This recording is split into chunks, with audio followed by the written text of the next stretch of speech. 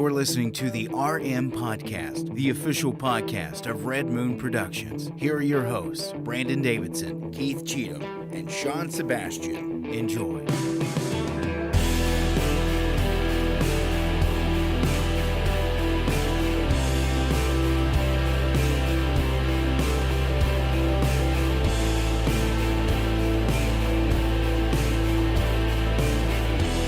Hello and welcome to another episode of the Red Moon Podcast. I am one of your hosts, Brandon Davidson, alongside our normal new host, Sean Sebastian. and... Okay, we don't have time for that. We don't have time for that, Keith. You know why? Because we've got our special guest for this week, Mr. Introduce yourself. Jacob Burris. There I'm he is. listening. Beautiful. He is back. He's joining us this week. I didn't hear Sean very well. I know. Yeah. Look, he's I'm not on. there. He is. There he is. I told Jacob just before this episode Brandon we were doing messed the mic everything check. up. What I did got to you get a new do? soundboard. Yeah. Is it working now? This Okay. sound, yeah, I this hear you soundboard now. is Yeah, I hear you. it's flaking. Guys. It's always Sean though.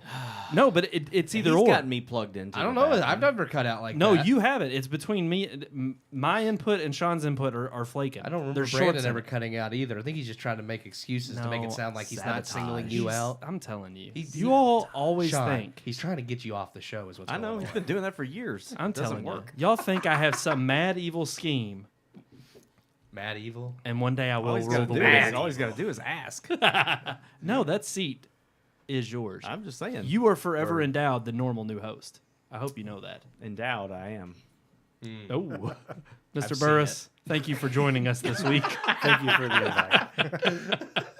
I have not. I love the I fact don't that want Amelia to get worried. I have not. She's not worried. she knows. She already knows. She She, would knows. never read. She knows. She's like, I bet y'all have. Like, yeah, and never mind. Where are we going? I want to say that Red Moon has grown so much that we now have two versions of shirts. We've got our new ones. Well, that's the original shirt. And this is the Look at traditional that. original. Look That at was that. was the original. Just beautiful. OG. Jacob OG. rocking the Love OG. it. Yeah. It's something just simple. It is moon and it is red. With that sexy Red moon. beard. It's also the only swag I've gotten, so.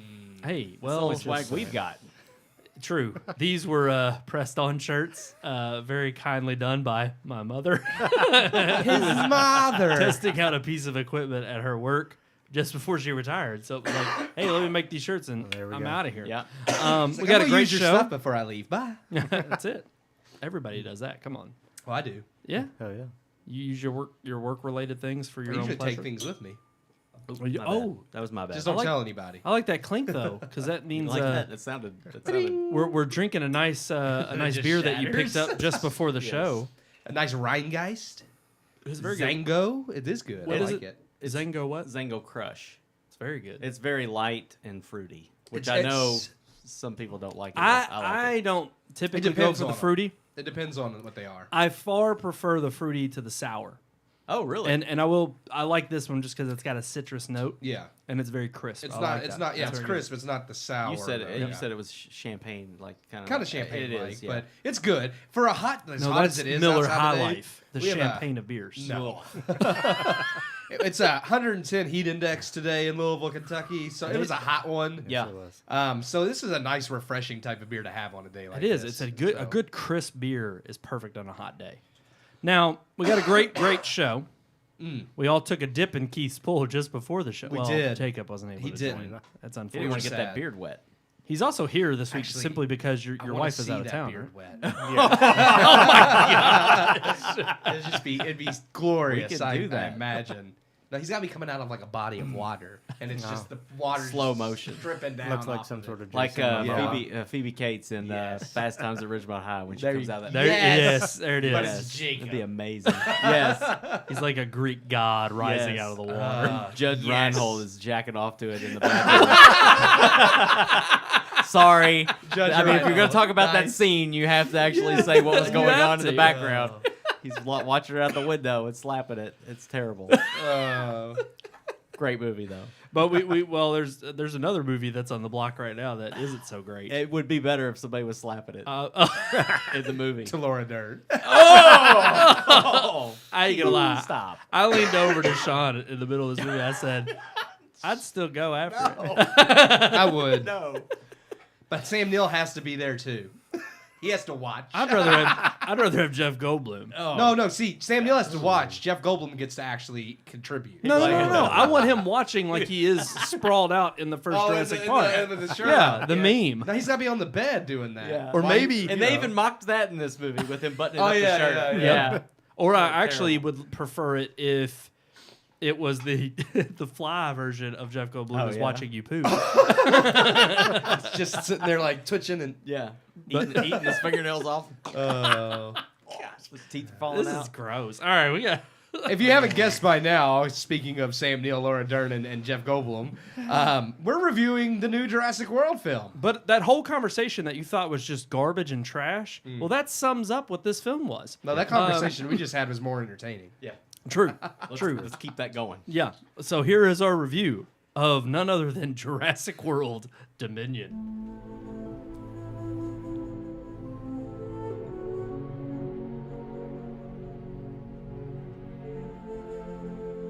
In 1993, Steven Spielberg gave us a massive blockbuster with intelligent themes, endearing characters, and smart writing. Jurassic Park is still regarded to this day the pinnacle of the franchise and the best movie ever made to feature dinosaurs. From there, the franchise has floundered ever since, with both The Lost World and Jurassic Park 3 failing to impress audiences and critics. The series lay dormant until Colin Trevorrow resurrected it, much like the scientist who resurrected the dinosaurs in film. This is the perfect opportunity to paraphrase the line I often quote from Jeff Goldblum. As Trevorrow was so busy wondering whether or not he could, he never stopped to think whether or not he should. Jurassic World was released to mostly positive reviews, and most audience members had fun with the film. It was definitely flawed, but was a decent start to a new series obviously focused more on action than the suspense and tension of the original Jurassic Park. And just as greed pushed those in the series to make one poor decision after another, Universal and Trevorrow proceeded to take an already lackluster series and turn it into something truly horrifying. Returning to direct the final installment after stepping back from Fallen Kingdom, Trevorrow, who has written and produced all 3 Jurassic World movies, having directed the first and now the final film, Jurassic World Dominion promised to be an epic conclusion to the Jurassic Park franchise. Seeing the return of not just Chris Pratt and Bryce Dallas Howard, who have starred in all 3 Jurassic World films, but also the return of all 3 original leads from Jurassic Park, Sam Neill, Laura Dern, and Jeff Goldblum. With dinosaurs now free on the mainland, humanity must now find a way to coexist with these creatures or face extinction. The premise is a bit goofy, and Fallen Kingdom attempted to set the stage by driving straight through it with a bulldozer, but I'll admit I was intrigued by the idea of how does humanity deal with being forced to coexist with creatures that went extinct millions of years ago. Luckily for me, I get to continue being intrigued by the idea because it's not one the film decides to focus on, despite that being one of its selling points. Instead of humanity being on the verge of extinction due to dinosaurs, we now face extinction thanks to another evil genetic engineering company's decision to recreate prehistoric locusts. Yes, we came to see dinosaurs, instead we get locusts. But it's not all as random as you think, because this evil corporation actually has ties to the first movie, ran by none other than Dotson. That's right, they've got Dotson here! Which leads me to my next gripe. Jurassic World Dominion leans heavily on nostalgia. This isn't a new trend. We've seen this already with films like Ghostbusters Afterlife, Spider-Man No Way Home, and Top Gun Maverick. While some are hit or miss and others are brilliant, i.e. Top Gun Maverick, Dominion has probably the worst attempts at Easter eggs and nostalgia I've ever seen, with scenes and plot points serving no purpose whatsoever outside of being callbacks to the original, to the point that the callbacks don't even make sense. Even bringing back the original cast is never justified in the film, other than Universal knew Fallen Kingdom was a bust and they could get more butts and seats if they brought back Neill, Dern, and Goldblum. But it's not just the callbacks and the plot surrounding the original cast that feels unnecessary. The entire plot surrounding Dotson and the Locust, a baby velociraptor, and the character of Maisie Lockwood all feel unneeded. Again, Trevorrow had the perfect premise already: the extinction of mankind due to cohabiting with dinosaurs. And it's the one plot point completely forgotten. Everything that made the original Jurassic Park so great is missing here. The old guard has become caricatures of themselves, and the new guard are laughable with no relatable qualities. The plot is wildly all over the place, and Trevorrow's script comes off as thinking itself way more clever than it really is.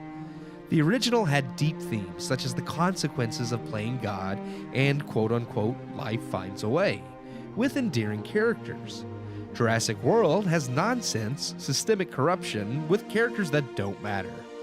It's truly as if they researched everything that made the original great and decided to do the exact opposite.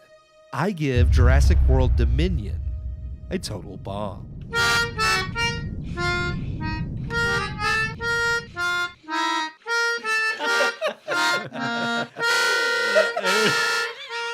There it is, guys. Yes. Jurassic World. The harmonica. Dominion. That was the one with the turtle. The turtle. Yeah. There we have it, guys. This is our first on the Red Moon podcast here. We have reviewed other movies that have gotten a total bomb. I think just the one. Yeah. Just Batman v Superman is the only other one. But our review simply was, don't go see it. Okay, here's the thing. Batman v Superman was better than this movie. I would agree. I would agree. I would completely agree. But this one is the first review we've done live on air that has received a complete I had to think about total it for a bomb. while, because I gave Fallen Kingdom 1 star, and I was like, man, this is way worse than Fallen Kingdom. And then I was thinking about other movies I've given low scores, like Jupiter Ascending, A Wrinkle in Time, just several ones. And I was sitting here and I'm like, actually, yeah, this is worse than all of those. So It's sad, I but just true. went for it. I was like, because at least some of those other movies, like Jupiter Ascending's not as bad as I think. I mean, I think we bash it for. It's bad. It's bad. But no, I think it's become more fun to like. Grant, I think maybe 2 stars for that one, but it was cohesive. Even A Wrinkle in Time, which I hated, had a cohesive story. So I'm sitting here and I'm like, none of this matters. None of the plot in this movie really mattered. They had a perfect setup from Fallen Kingdom into this one where, okay, dinosaurs are now loose, and how do we deal with that? We don't, apparently, because we have to deal with the locust. So I didn't know where he was going with this. I don't either. The clone plot line with Lockwood or whatever, that was dumb in Fallen Kingdom, and they just extrapolated upon it in this. And I don't know. I couldn't. The whole movie, I was just sitting here thinking, why? Yep. Yeah. No. I completely agree. It's like for the entirety of the film, it's like from the opening, it just goes down this road of absurdity in terms of trying to take you on this. There are so many plot points that are not only forged throughout this film that are completely meaningless, but like you said, this is the first time they're picking the third film in this trilogy to spring a lot of these plot points forward instead of wrapping up, just focusing on what they've already introduced. Yeah. And let alone that, it's like they do a terrible, miserable job at doing so. And then the other funny thing is they also bring in the old traditional characters, and they don't do them any justice. Nope. They simply, from what I can tell, I rewatched Jurassic Park when I came home. I was like, I gotta watch the original something is amazing. to get the bad taste out It's of like my the only mouth. good one in the whole series. Oh, it is. and that's what I found so funny about this was I saw what they were trying to do, and it literally is just blatant, bashing you over the head with nostalgia in the most lazy, in the laziest way possible, as well as missing the mark every time they do it. And also, again, any one of the plot points they focus on, they could have made an entire movie out of that and made the whole beginning scenario of, Bryce Dallas Howard and Chris Pratt's character with this girl, this clone out in the seclusion. I know that it's already the fact that you're saying a clone in Jurassic Park. That's the thing. The original paid so much attention to detail and making it feel believable that they could resurrect these dinosaurs based on like the fossilized DNA and completing the DNA chain with the amphibian like DNA. And you go from that, which has cared to make it seem plausible that they could do this, to clone little girls and locust, and I'm like, how did we get to something that is impossible but seemed plausible to this complete ridiculousness? And the last film wasn't even so much about cloning the person as it was creating a completely new dinosaur. Apex Predator. I just thought that was ridiculous, and they didn't even carry on with that in this one. No, there this wasn't one- any newly created species in this one. No. But the dinosaurs were the backdrop to the. in this one they needed the locusts. clone girl so they could make a locust COVID to wipe them out. True. Yeah. But even then, I'm like, that whole story that they set up and they try to build this relational, this relationship between those three characters early on, and I'm like, okay, is this going to be the central focus of the movie? No, just enough to like dip your toe in it and then drive another plot point that she's of course the agency's after her and this biosynth is after her and they need to take her for her blood and blah. That biosyn seed. Yeah, of course. Biosyn seed. Every time I heard that, I was like, this sounds awful. Could you please stop biosyn seed? It straight up reminded me of exactly how Resident Evil games are. Yes. It's like they start out okay and somewhat like this is they actually get over the top, and then they just go but that's ridiculously kind off of the part wall. of Resident Evil's charm is that campy nature. Jurassic Park's not supposed to be that, Right. Like, so it's just weird. It's like, no, this is not good, Right. and I think I mentioned this to you earlier. It's like they literally they tried to do exactly what they did with Rise of Skywalker in trying to retcon certain things or at least bring a nice conclusion to this trilogy. Mm-hmm. No, they did a disastrous job in terms of at all trying to cohesively tie this story up.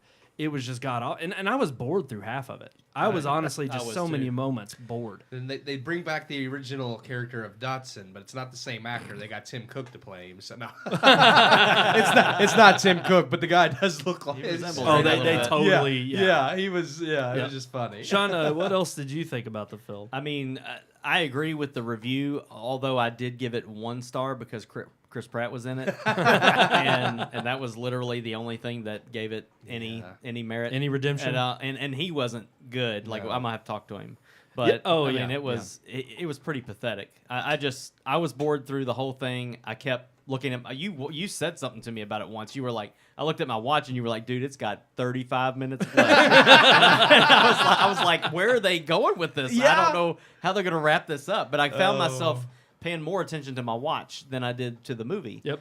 But it was just terrible. I really feel bad for Sam Neill and Laura Dern and Jeff Goldblum because they really brought them back into this movie, like you said, to fill some seats. And they had very little and poor screen time. Yep. And the moment where both groups finally come together, I thought was going to be like this great moment where you've got it was terrible, and they battle for who's going to say don't move. Oh, it was awful. And it the was way so was poorly choreographed. timed. Yeah, it was really bad. It was just like, what?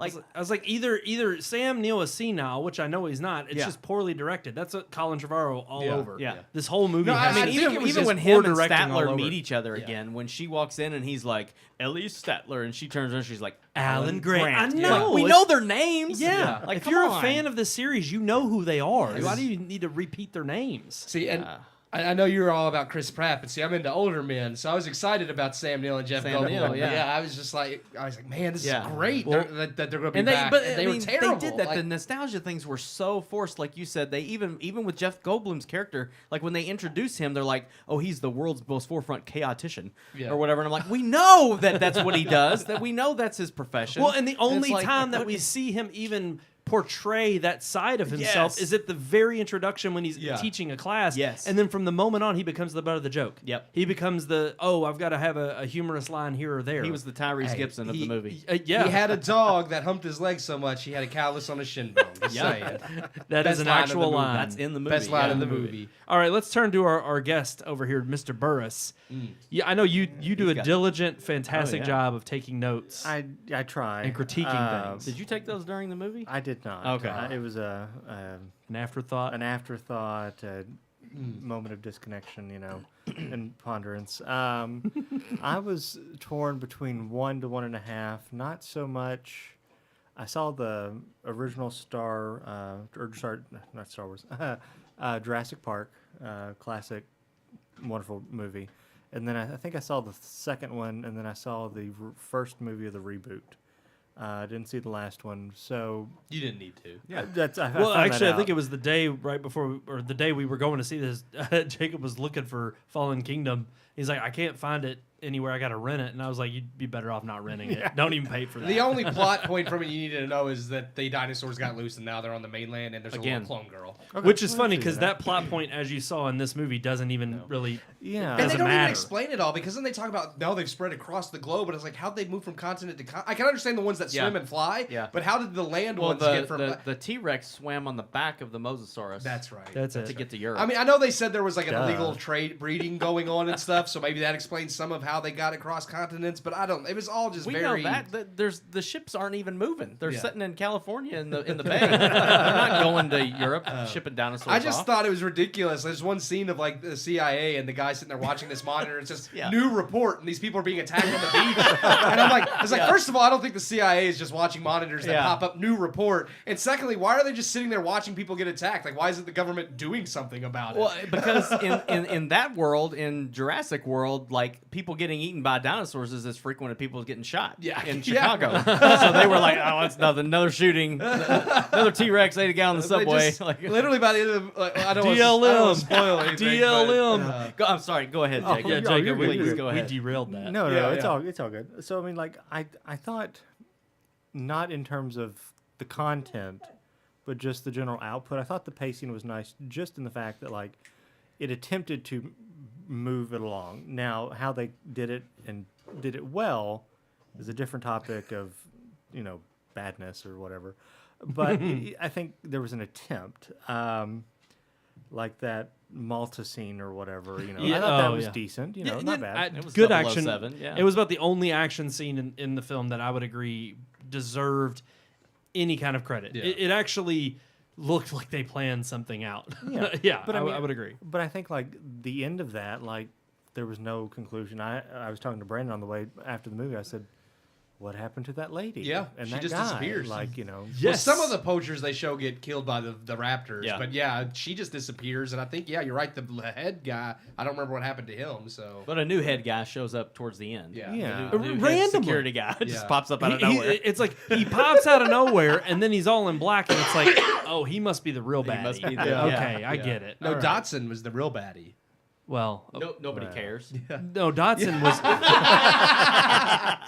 See, that was good. That was. You good, Joe? was You good. good? I'm sorry. Continue, Jacob. Oh no, it's all good. So I mean, like I thought, they attempted to move you along. I thought the execution was poorly done. For me, the only redemptive quality, and I understand after 25, 30 years now, the original cast coming back obviously was as Sean said, get people in the seats. It got me there. That it didn't keep me there per se, but they attempted it. But I don't know if it's just coming back to something 30 years later. Is it some sort of idea like they, I can't say they forgot how to play the character, but like Right. Is it it's just too distant to come back to. And I think Jeff Goldblum is a wonderful parody of himself, but he plays it so well in life. I feel like if he had attempted that in the movie, he would have like smashed it again, like he did in the original. Well, he was definitely still entertaining. I think. Oh yeah, yeah. But I think like you said, they tried like, oh, he needs a line in this scene. You got to Yes. throw him something here because that's Jeff Goldblum. It's what They, he they does. tried too hard to again, make him. I thought they did that with all the three originals. They tried to make them caricatures, and I just felt like even the forced and minor spoiler alert. I don't want to get too many people's hopes up. That's a terrible movie. But Sam Neill and Laura Dern's character, in terms of their reconnection, and it just seems forced. It Oh, is. yeah. And it was like, okay, they obviously very much wanted to give everybody a happy ending Yeah. at the end of this film Yeah. and try to wrap this up with some kind of cohesion. Well, too happy. And yes, I was and it gonna was say, like there was I mean, nothing tragic. There is no tension. I actually said that to Brandon when I recorded the review. It's like I thought it was insane. Like the original Jurassic Park doesn't have a huge body count, but every death had an impact, and you actually knew the characters that died. Like they all had parts of the story that they played a role in. Yeah. In this movie, nobody of consequence dies. Like literally everybody who dies are the bad poachers and then the random people running in the streets for their lives. Yep. Every named character that has an important role to play in this movie and this is spoiler, sorry, but I mean, yeah, they come out scot clean, and I'm just like, There's no tension. I'm like, no. okay. Well, it's like even the tension between Ellie and Dr. Grant it's like completely eliminated by this stupid storyline of them. It's like, okay, so in the first movie, one of the reasons they obviously didn't work out was because he didn't want kids, which they, by the end of the first movie, they hint at the fact that, well, maybe now he okay would want with it, kids. yeah. Right. Then they go on. He never got married, never had kids. Yeah, she she got married someone married, else she in had third, kids. yeah. So it's like they both got what they want. Now they're too old to have kids, so he can have her, and she got her kids. It's like, whoa. It's like Top Gun Maverick. There's 2 consecutive miracles that have to happen here for this to work, But and they both happen. Top Gun Maverick was good though. Right. And Top Gun Maverick is counter to what Jacob was saying, where you have Tom Cruise that Yeah. stepped back into a 40-year-old role Yeah. where he actually plays Maverick again, but 30-something years later. It feels And like the it character feels has like progressed Maverick. 30 And years, They yeah. did not feel like Dr. Grant and Ellen Statler. No, they They just didn't. got So- older. Yeah. And and I know, granted, I like Jacob said, I agree. It is very hard, I would say, to come back 30, 40 years later and redo something. But it can be done because Top Gun Maverick did it brilliantly. Spider-Man, I won't say was the best, but a lot of its nostalgia moments were nailed perfectly. But I think a lot of the problem with this film too is that it was set up from the start. Yeah. I mean, the Jurassic World, and again, it progressively got worse. But Yeah. I think honestly, especially after, there was a little bit of hope after the first movie because you could be like, okay, maybe this was Jurassic just a World rough was start. okay. It wasn't terrible, But but as it wasn't soon that as great. Fallen Yeah. Kingdom came out, Oh, God, it was like awful. I think you were way off course. There was no way to course correct. The Indoraptor. And this one we all knew. We all knew going into it, just seeing slapping the old faces on there and them trying to yank at your tug at your heartstrings for the Jurassic Park that you remember as a kid. And it's like, and again, it's this ridiculous nature of this epic conclusion that has to somehow happen in order to make it somehow meaningful. And I'm like, the great thing about Jurassic Park is, yeah, it's epic in scope for the time it was made, but it's like it all is insular. It takes place on this island. All the people, because there's a hurricane coming in, have to leave on a boat. So it's literally like these, half a dozen people They're just that are stranded, stranded yeah. there without power with these Having to dinosaurs survive, loose. yeah. I mean, that's a freaking terrifying, enough of an instance to give you some great suspense and heart pounding action. And it's like, this film just went it jumped the shark, it nuked the fridge, it did everything it could to just completely destroy any kind of legacy there is. I mean, this literally cemented the fact that Jurassic Park is the only film you should pay attention to in this series. Yeah. None of the others matter. But my thing with it, and it's kind of piggybacking off your point, and this expands beyond the Jurassic double trilogies or whatever, is any film series that goes, I think, beyond, I'll give them 2 for sure, 3 if they're lucky. Fast and Furious, it's just fast cars and some sort of drug money thing or something. Eventually space. Not anymore. Well, Now it's espionage and global. and they're also invincible. Well, Yeah. you got to spice it up somehow, I Yeah, guess. exactly. But and this is dinosaurs, people on the run. They're trying to contain something that is uncontainable. All these like film franchises. It's like it was good at first. There's a drop, in such things as like after the first trilogy, if you will, and then it's like it just tanks and nosedives, and I'm like, I understand people will still come back for Fast and the Furious. They'll come back for Star Wars. I mean, or look at how many whatever. Transformers people went That's, to. I was Yeah, getting ready to say it's Transformers. awful. Transformers. I think there was like That's 8 another of those. huge franchise 5. that just flopped. all these. I'm not a big. More than Transformers. 1, 2, and 3, then Dark of the Moon, then The something Night. and that's the Last last Night. And then Bumblebee. That one So doesn't count. sick. Bumblebee was actually good. I guess Yeah. it's part of the franchise, but it's definitely a reboot. Yeah, it's not It's a Michael soft Bay's Transformers. Yeah. Right. So But anyway, so yeah, continue. no, you're good. So my thing is like you have this good initial like story development and some sort of content, and then I feel like I don't know if it's just watered down to then stretch it out for 10 movies or God forbid now everything's put into a series in addition to the movies and whatnot. Yep. So it's like, do they just muddle it down to where it's just trash? Is it the people behind it and like as you said earlier, like Trevorrow, just bad directing that just ruined it or tanked it in many ways. So I'm just like, let it die. It had its moment. 1993 was wonderful for Jurassic Park. Yes. We love it. We keep it 1977, Star Wars, all these different cultural points. Keep it there. Yep. We come back to it and, nostalgia, love, it's a cultural moment. Or, give it 50 years and redo it. Well, that's I was fine. going to say, I think, But- and I don't, we beat this point over the head every time we bring it up, but it's like Lord of the Rings is, to me, a once-in-a-generation movie. Yeah. It's like you don't remake Ben-Hur. We saw what happens when they tried to do that. Yeah. It's terrible. You don't remake Gone with the Wind. There's certain notable classics you do not touch. Well, it's just there's And- no and- point to. Right. How can you do it better? I mean, And that's the thing. I think it's like, especially it becomes even more so when you see a franchise like this that has been done terribly since the original. And it seems like I think they've done a disservice to the source material because they haven't taken them seriously.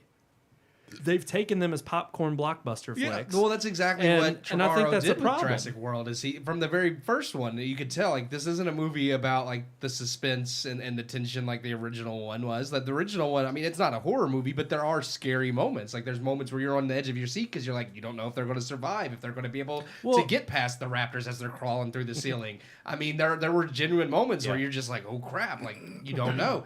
And you don't have that with any of the Jurassic World movies. None of them are you worried that someone's going to die. Most of the time, I didn't care if anybody died. That's I didn't true, care too. about the people. I was just like, go ahead, eat them. Well, it would actually be beneficial, something entertaining, and something we haven't touched on, and probably the last thing we can discuss about Jurassic World that I think is sad because we do take it for granted this day and age, and it's an abomination that it is in this big a budget film. But the special effects. Awful special effects and CGI in this, the practical effects were terrible, but They were even worse. the special effects They were worse god-awful. than the first movie that came out in 1993. Yes. Yeah. The animatronics and CGI in 1993 were better than Oh, dude. any of the CGI and They showed animatronics in this they movie. showed the IMAX trailer of the re-release of E.T. Oh, And yes. E.T. looked better than Yes, the dinosaur. I would love to see that in theaters because I Yeah. love ET. But yeah, because they did back then, they used practical and they used CGI to touch up the practical, which is a good way to go.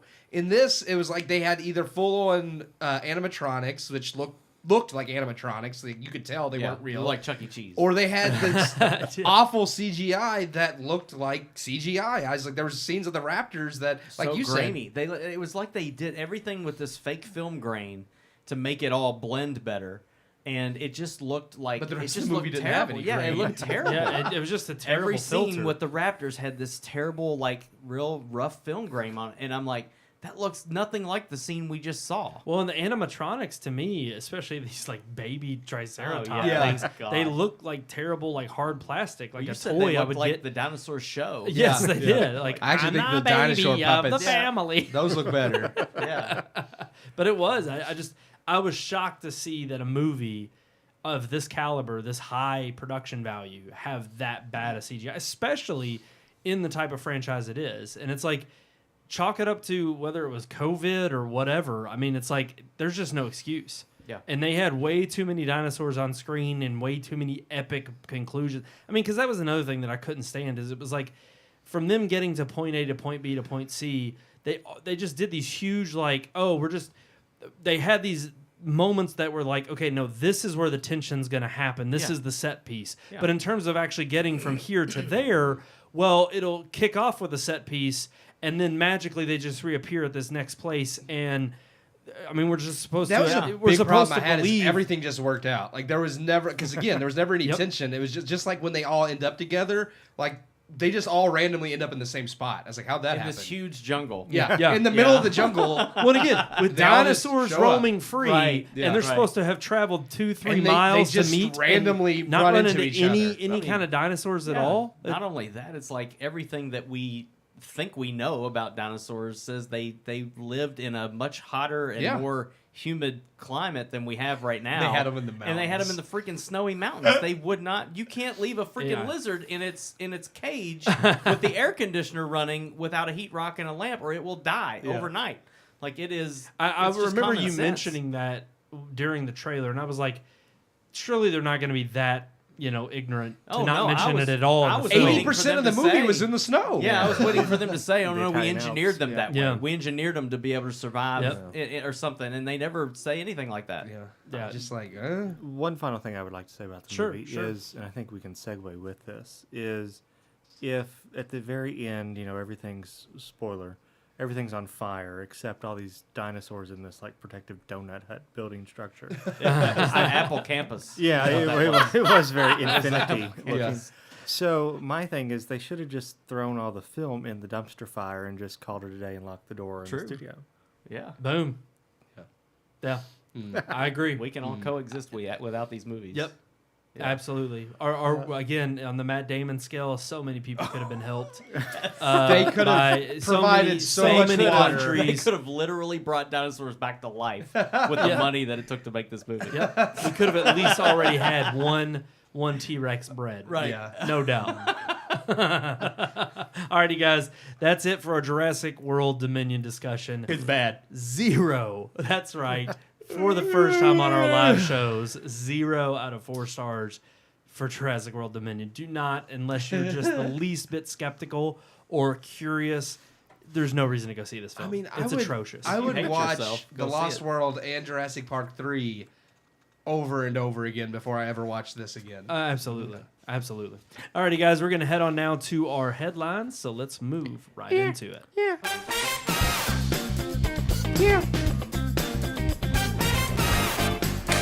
I thought you were going to like bust out and that like and like it sounded like that meow mix. Meow meow meow meow meow meow meow meow meow meow meow meow meow. Yeah, I don't remember that, do you? Yeah. Oh yeah. Yeah. Alrighty. Yeah. I want to talk about our first headline. I don't think it's the one. Not entertained? Always. It was news that dropped last week. Yeah. A very hasty exit by a Disney executive. He was just fired by Mr. Chapek. yeah, he was just like blindsided apparently. Like And so many in the industry Yeah. apparently did not see this coming, and also were shocked. he was with Fox before the merger, and apparently like he has a very like great portfolio. He's considered highly amongst a lot of people in Hollywood, and Bob Chapek was just like, nah, get out. And That was it? Yeah, and that was it. No His name real is, reason. Peter Rice. Yeah. He was let go last week, and I don't know. Not much has been said. Obviously, when Chapek let him go, he even told Peter Rice that he said, I don't have any more explanation right now other than, Yeah. our business is done. There's some speculation. We linked the article below. I mean, That- the only explanation he gave, it says, is he said to have cited a poor cultural fit in the brief meeting to terminate Rice. We don't know what that means. Yeah, that's vague. Yeah. I know it also mentions that there's some speculation with Peter Rice being such a kind of prolific figure in the industry that people thought Chapek was afraid he was gunning for his job, so he was just getting him out of the way, which is a possibility. We don't know. That's just speculation. I mean, we can't really say that's true. But it is crazy because Well, it's interesting that Oh, Disney there's- has been under fire for so many different controversies recently, this being the latest one, but even just before that, the controversy of including the same-sex kiss in Lightyear, which we're going but to they talk don't about here in a believe sec. that was a cause but- because he was very much into the social, into the. They well, said right. I'm getting Rice, there. I'm getting there. But also the controversy even just before that, I believe was the Doctor Strange, of course, with having a gay protagonist at the beginning or throughout the film, which it's very loosely hinted at. But the other thing is that Rice had already shown through individual posts of his own that he was in stark contrast with the way that Disney handled the issues in Florida with the quote unquote "don't say gay" bill. I hate calling it that. It's what it is in the headlines, even though the bill has doesn't say the word gay in it. Yeah. But that he came out and spoke in defense of the proponents to fight against the bill, and actually was kind of upset and saying that Disney wasn't in the right. That it was that ultimately them fighting for the proponents of going against the bill were in the best interest of human rights. Yeah. And I honestly think that, for all of what's going on, I think it's more so suspect because of Peter Rice and the fact that he's one of the newer hires since Chapek came aboard, and they, are trying to usher in, I guess, a new wave of, because this was part of the MGM merger, and he came aboard, or the Fox merger, I'm sorry, and he came aboard at that time and was hired into that role, and so many people praising him for things that he has done. You can look up his portfolio. He has tons of hit movies produced and even, just that he's been a part of in his career. And I'm not going to deny that he's got a varied portfolio. However, I do strongly suspect that just that hint of his support of the proponents against the Don't Say Gay bill leads me to believe that Chapek is trying to rapidly course correct from insider pressure within Hollywood. Oh, so you think he's going non-woke? Because I wouldn't believe that of Chapek. Because Rice... Here's the thing. I think it remains to be seen. Okay. But I think in letting Rice go so defiantly, and I think the real test is going to be coming up with like what we just pointed at, the fact that Lightyear is now banned in 14 countries. Mm-hmm. And but they're defending that. They're saying I know they are. They're not going to change anything. They said we refuse to change. I know they're in defense of it. Because they said...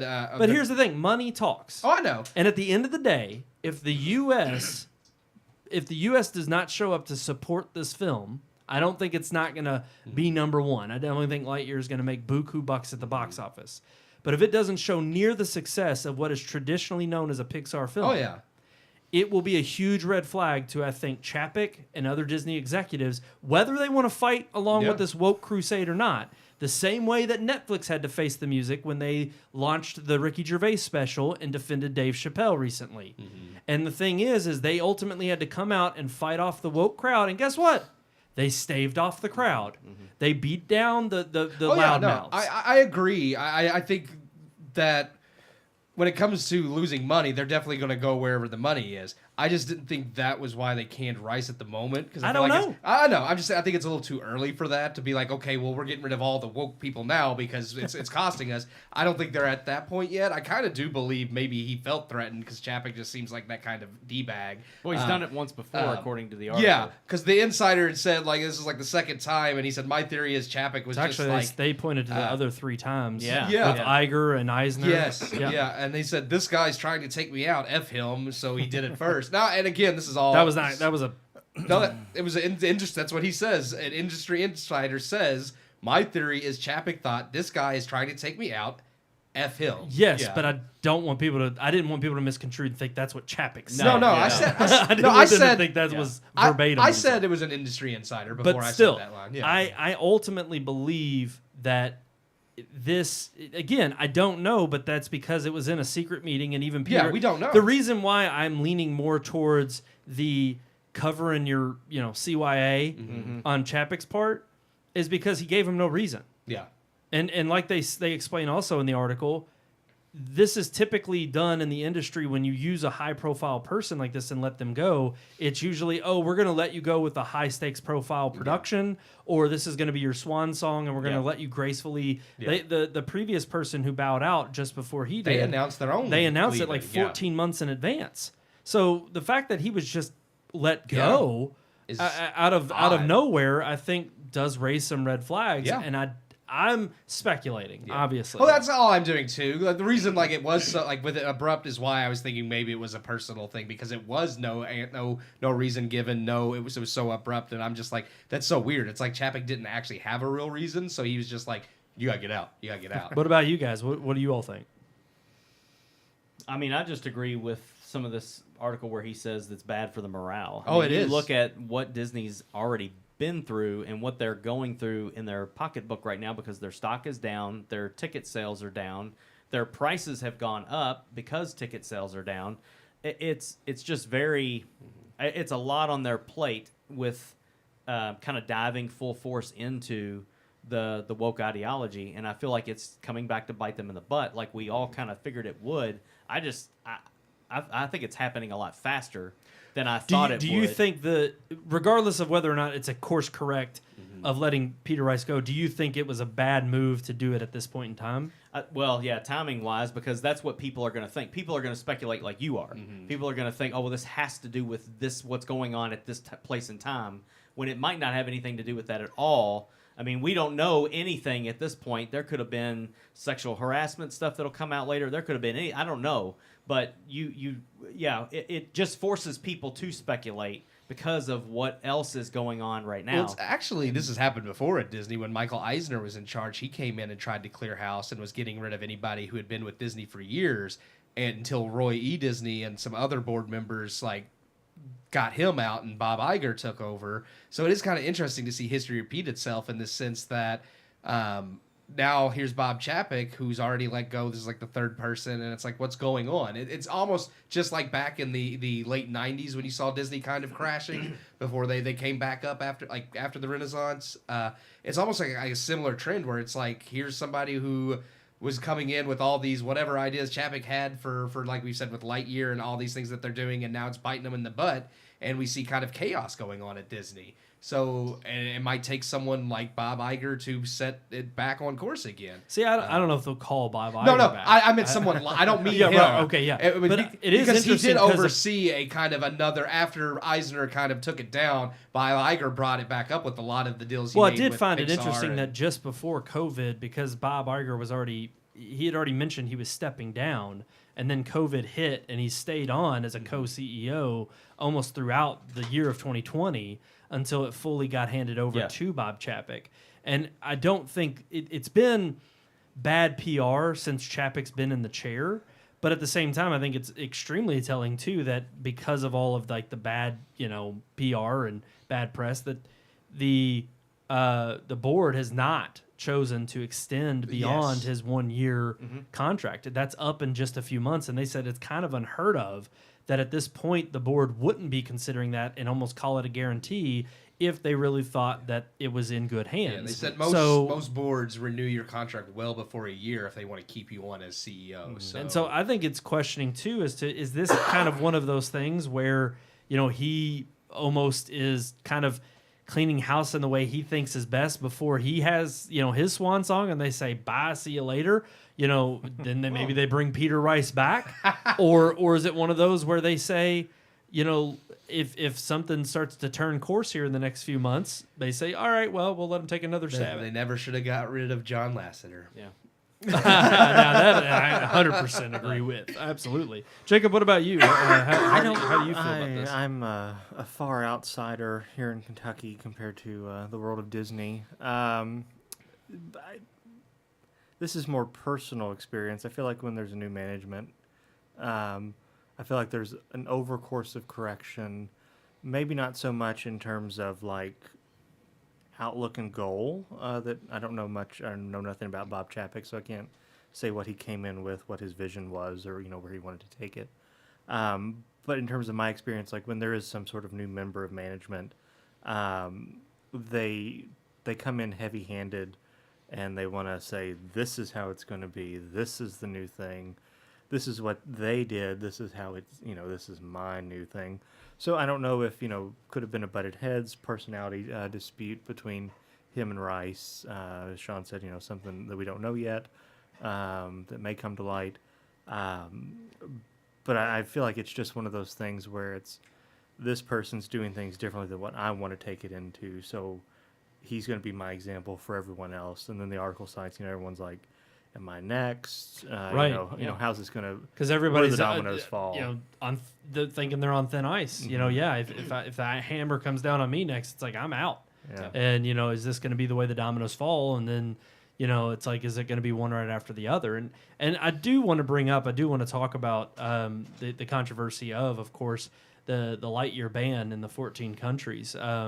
Because it's obviously a major headline in the fact that it's no surprise that you have Middle Eastern countries who are outwardly very much strict about having certain kinds of content in their films, and homosexuality is definitely not something that they will allow. So it doesn't come as any surprise, I think, to most people who know the culture of those countries that Lightyear is banned. Mm-hmm. However, we've seen in the past, very recently, not long ago, that very many movies, a lot of films and a lot of studios will outwardly cut out certain scenes and dilute certain things just so so they'll they'll premiere in those release three. in Yeah. other countries to be successful. Definitely when it comes to China, it's such a huge market. We know that without a doubt. Something even, this was pretty far back, but, you know, I mean, the controversy with Top Gun, first and foremost, recently with the Taiwanese flag, but even far back as Red Dawn, the remake of Red Dawn, Oh, they changed just it several from years being- ago, yeah. from being, you know, China to being North Korea. Korea. So Because, it's like, you know, North Korea's coming to invade us. yeah, completely realistic. But you know, what are your all's thoughts, I guess, on the ban of Lightyear, and is this gonna be a huge, you know, a huge hit to their bottom line for this movie and the success, or is it going to supersede that and it's going to continue to go on? I think it's still like going to most Pixar films. It's still going to make money. Obviously, a little bit less since it doesn't have China, which is huge. And I will say this for Is them. it? Hold on, wait. China hadn't answered yet. China- I don't. Yeah. China's still on the out. They Mostly haven't, but Middle Eastern I stuff. doubt it'll show in China. Well, no. nothing But shows here's there the thing: anymore. do you think it hasn't answered because they may be holding out and waiting for Disney if they're gonna to edit it. to edit I it don't out? think they will, since they've already. So if they do, because that's what I was going to say. I will give them this. In the past, we always made fun of them for altering movies to release in other countries, because it's like, if you really stand by this idea or this belief, then you wouldn't change it. So I will give them this, in that they are saying so far that no, because the quote, which is I think funny, we're not going to cut out anything. This is from Galen Sussman, who is a producer. We're not going to cut out anything, especially something as important as the loving and inspirational relationship that shows Buzz what he's missing by the choices that he's making. So that's not getting cut. So he's pretty definite here that they are not going to change anything. So it would be pretty funny if they walked it back. It's like, so what is more important to Yeah. you? The stance you're trying to make, Or money. or money? Right. Because in the past, like with Mulan, people criticized them for filming in China where they had Muslim concentration camps. I would like to know when this decision was made to not to refuse to alter movies? To alter movies. I think they should Because never alter, yeah. Well, no. I mean, in this particular movie, because Yeah. I think it's kind of suspect with the timing of Top Gun, because you have Top Gun coming out and people are praising it for standing with Japan and Taiwan and not removing those flags to kowtow to China, but then now you have Disney that's like, oh, well, we're not going to alter ours to kowtow to any of these countries either. When that is something that I feel like in the past they absolutely have done. Well, It's it like, are you depends. trying to Well, I was like gonna ride say, the coattails going back of to Florida, Maverick? I think they've gotten so much because they don't know what to do now. You got one side that hates it for this, but then they get bashed because they didn't oppose the Don't Say Gay bill. So now they're like, well, we don't want to offend those people, so we can't cut things from this movie They now. are clearly taking the gamble and rolling the dice and hoping that with them, they can leave this content intact and they will have the support on the back end of people going and rushing to the theaters to support this film. Yeah. Knowing that ultimately that really where it's going to come down to what are the box office numbers. And if it truly hurts, then the real question is, then do they pivot? Yeah. Do they pivot after they see that it does a terrible job at the box office, or it doesn't do nearly as well, or that maybe some parents who haven't been keeping up in the headlines, I guarantee they go you- to see it, they get mad and they get pissed off, they write Disney, or they go ranting and raving to Disney, and then the next thing you know, Disney's back in the position they were in with Florida. Yeah. And it's like, oh crap, now we're staring down the bottom, the barrel of a gun, and we're pissing off the very base of what is at the Disney culture, which is families. And if we do that, at the end of the day, what are we really here for? Are we here to, yes, stand up for our principles, like you said, and stick a fist up to, yes, this is what our right is, and we're going to fight for these rights? Or are we a business, and we realize that we've completely done a 180 on what our values are, and now people are calling us out on that, and we're going to either go completely in that direction and abandon those values and go for these new woke ideological values that seem to be here and now in the present popular for the day, or we're actually going to turn about face and say, okay, we now understand. We're going to go back to good old safe Hard to Disney. do. Well, especially now. Yeah. Especially with what even this woman is saying here, one of the producers, and even Chris Evans, of course, who voices Lightyear, and we know, where he falls in the political spectrum in Hollywood, but it's like they're very blatantly saying how they feel about this film and how they support it and why they support it. And if that's the case, it's like you said, can they dig out themselves out of this hole? To walk it back is to admit that you were wrong, or to admit at least that you didn't really believe in it fully to begin with. Because if you're believing the dollar more than you believe in these ideals, then once you've gone down that hole, I don't feel like you can come back up. But here's the thing: is that a bad thing? I mean, because at the end of the day, it's not a bad thing at this point because I'd love to see Disney tank, but that's just me. I would love to see them eat all of this until they're so full that they burst. And I think that it's coming. The funny thing is like I mentioned before, there's a lot of things transpiring where I feel like the spiral is getting a lot faster than I anticipate. I was thinking decades. I think it's going to be within the next 5 years that we see Disney bottom out. I just don't think that's a bold prediction. I just don't think Disney's gonna. I don't think they're gonna recover from all of this. And I'm telling you right now, if there is a political wave that comes in the next 2 and 4 years, I think Disney's gonna be done because. Well, I don't think they're gonna ever go out of business. No, not out of business. Yeah. They are not gonna be the most profitable production company or film company or whatever like they are now. I think they're gonna fall apart. Their stock is tanking. Everything is tanking. No, everybody's stock is tanking. Yeah. Well, right I now. know that. I know. But you can't blame this on Russia. No, you can't blame it on inflation. You can't blame it on the economy. This is their fault. Yeah. Well, I do think, to me, the biggest awakening will be when they do an about face. Not because again they're abandoning quote unquote values, but at the end of the day, it's like, okay, but what was the company's original values to begin with? For one.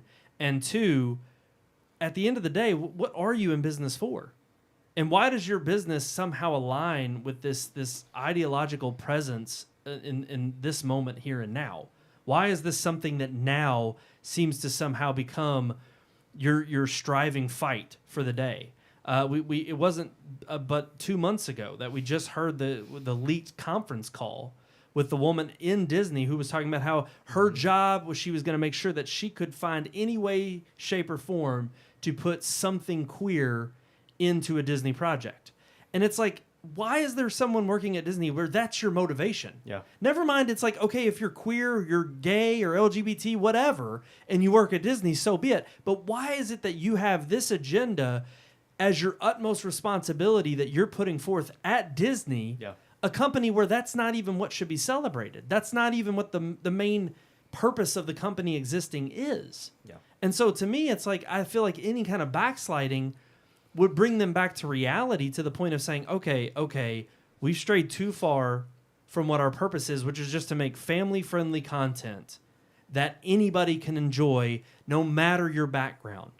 And it doesn't have to appeal to any kind of ideological, it's universal values. I mean, if you watch any Pixar film, literally, prior to the last 5 years, you will see universal values carried out that speak to everyone of every background, of every creed. Yep. And it just seems ridiculous that they strayed so far from that. In the beginning of Disney, even though it was a film business, show business, it was a content creator, there were a lot of religious people working with Disney.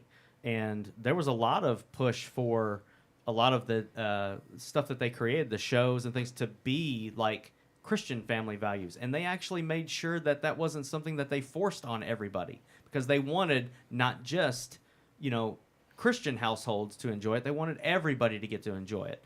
And it's like if we're not going to force, if it's so terrible to force those ideals on people through our content, then what makes you think it's okay to force these ideals? It shouldn't be a matter. You've said it before. As soon as a company goes political in one way or the other, that's their downfall. And I really feel like this is Disney's. It's not going to ever be the same Disney again. No. Well, Walt Disney was a bigot, so we're not supposed to go off his ideals. Sure. Yeah. Sure. Now the people that run Disney know better, and they're going to take it in the right direction. I do love how all of these corporations, at one way or another, get taken over. But it's like it's never the other way around. The founder, because it's no. You can say Walt's a bigot all you want, not that, but he created something amazing. But that's what I'm saying. It's funny how it's like they never go and just create something out of nowhere. Yeah. They have to take over something that's already successful and then say, now we're going to shape it into our mode of thinking. Now we're going to make it Look at better Apple. because Look we at know Apple. better. Yeah. Right. I mean, Tim Cook took what Steve Jobs created, and now it's rainbows. I mean, really. Apple they haven't innovated. They haven't done anything major. I mean, they really haven't, but they have pushed an agenda, and they've done it very well. I can't go through my Apple Watch without seeing rainbows on something. Like, I mean, it's integrated into everything they create. I like rainbows. And it's just like, they're forcing the ideals and losing sight of the ideas. And that's what all of these big companies are doing. I think eventually Apple's going to see the same fate. They're not the same Apple that they were, and I don't think they ever will be again. They've lost it. And to go to your point about not forcing certain ideas, I agree. Like, a company should focus on, Apple should focus on innovating and making the best possible product possible. Disney should focus on making the best possible forms of entertainment possible. And that means, be neutral. You don't have to force, like you said, far-right ideals or Christian ideals or anything down people's throats the same way you don't need to force far-left ideals or anything down people's throats. Tell, like Brandon said, universal stories that connect to everybody. That was one thing I loved about like Marvel Comics, and we look at what Marvel is now. X-Men is a perfect representation of racism, bigotry, but it's on a macro level. They don't they don't specifically say this person represents an LGBTQ character, this person represents African Americans. They are a blanket representation of evil and how people treat others that are different and how we shouldn't do that. And it is a universal message that if you're Jewish, if you're gay, if you're anything, you can relate to it because it's universal. And it doesn't have to be this pinpointed, beat you over the head until you're sick of hearing it. Okay, I love that. Before, I agree. X-Men, I never made that connection, and even the X-Men are going woke. With the, not the X-Men. I think but anytime the Marvel, and all that yeah. crap. But anytime you have that, anytime you compartmentalize and you break your representation down into those very deliberate boxes of identity. It's like, I'm sorry, but identity politics I think is evil and inherent because it doesn't focus on the idea of your individual, personality and your own individualism that comes out and is unique for everybody. That everybody was told when they were younger, at least, when we were growing up, that it's like, you're special. There's only one of you. And it's like, find out what that is. That Barney song. That's right. Special. Everybody's special. But I don't want to go on too long. I do want to move on to our next headline, but real quick, we didn't really talk to Jacob at all that whole segment. I'm sorry. Do you have anything to say? I don't. We demagogued it. I'm sorry. No, it's all good. I don't. You all know this. I keep up with like politics, but I personally don't care what one person thinks or believes, because my personal opinion on it is a person believes whatever they do for their own reasons. And so that, I'm kind of laissez-faire in that sense. But so what Disney does or doesn't do, for me, doesn't affect me. I'm not going to watch or not watch it if they keep or change Lightyear for whatever reasons, monetary or woke or anti-woke, if there is a term for anti-woke. So Normal. Normal. I don't know. Wow. No, sorry. Go ahead. You're good. Asleep, maybe, I don't know. So my question, so that doesn't bother me. But I will say, I did the one thing Keith quoted the Sussman quote there, and it ended with the punctuation of so that's not getting cut. So whether you agree or disagree with it, that's a personal thing. But at least as it stands now, I'm glad that they're keeping it as they made it originally. Why they made it how they did is always, I guess, up for debate or opinion or whatever. But it can be said for like on the opposite side of Fox or the Daily Wire or whatever wants to do Ben Shapiro. They have their opinion, they keep it, they do it, and they're unapologetic about it, and that's totally fine. I actually like that, in the sense that they have the opinion, they say it, and they don't stick by waver. what you say. If you say it, stick by it, and I agree with that. Yeah. So if they say they're going to keep it as they are, money be damned in China or Saudi Arabia or whatever, rock on. Kuwait. I can respect it. I'm just not going to go see it. Yeah. Right. So, Well, and that's that's the thing. But it's funny because it's like I would agree. I completely agree. It's like I'm fine that they found this new age boldness to say we're going to stand on these principles. I just wish they would have really, because like you said, we'll see. Well, Yeah. right, we will see because time will tell. And I think it's funny because it's like they may do so on this film, and we'll see if they eat crow and if it's successful or not. I'm sure there will be tons of proponents who want to go out there and support it specifically because Disney's doing this. Yeah. The question will be in the long term of whether or not they continue this path forward. And I think, and I would agree with you, Jacob, on the point of, I'm all for to me, that's the beauty of competition is that you have free market. You have the ability to go out there and create something that is unique enough that other people will come and support you. I think the problem is that when people are disingenuous or disguise certain perspectives or ideologies within certain characterizations that they're not forthright about, or they don't disclose in a genuine way, that it almost kind of manipulates or deceives people. And honestly, I wouldn't just blame that on any kind of corporation that may be trying to do that. I would also blame that partly on the individual who doesn't take up their own, sense of I need to pursue my own identity and I need to figure this out, right or wrong, for myself and question these things for myself. And partly I think that's where all of us in this room, whether we agree or disagree on any given number of issues, we'll constantly test and sharpen each other's skills in terms of why we agree or disagree with that out of love.